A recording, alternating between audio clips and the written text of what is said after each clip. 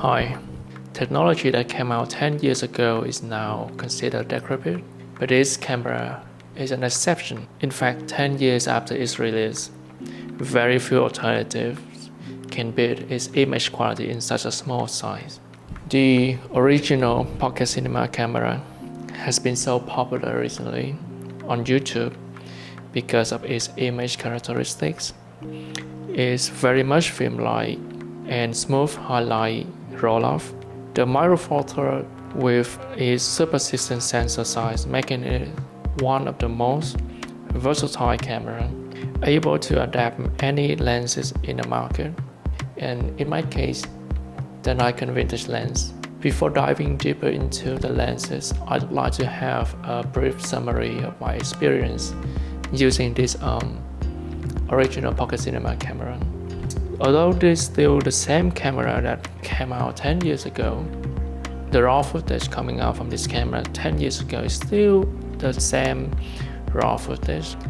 But the DaVinci Resolve version that came out 10 years ago in the same time period, this camera is not the same DaVinci Resolve that we have nowadays. Back then, we didn't have as many power rays ready to use. We didn't have as many film simulations and as many computing power that we have now. So that the raw footage coming out from this camera now can be processed even better, and that makes it look so much more beautiful and higher resolution than 10 years ago.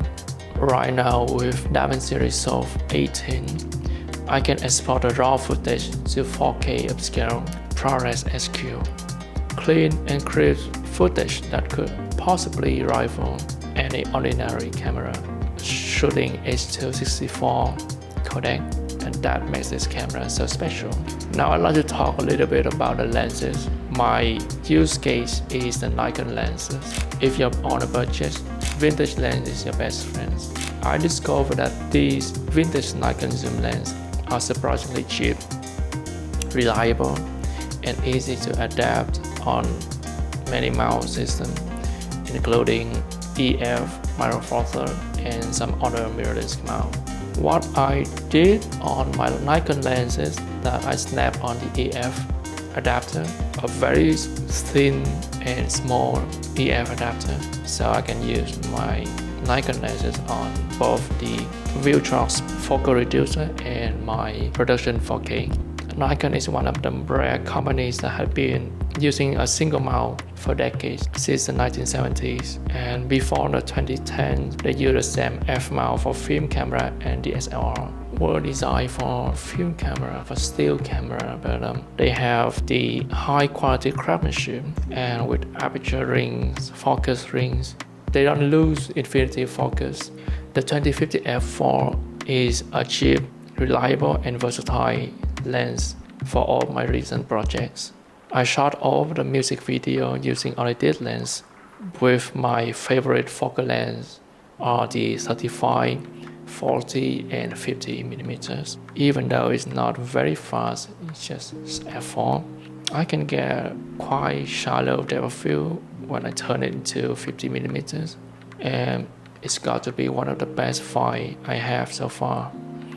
The 70 and 150 millimeters f3.5 is, I rate this lens usable, convenient, practical, and high performing. It's a great value lens. Sometimes there are some minor problems regarding focusing in the long distance, but overall it's a recent lens for shooting indie music video. For my lighting, I use daylight. I don't have artificial lights. In some shots I have my bows to reflect light to the subject, but yeah, just that.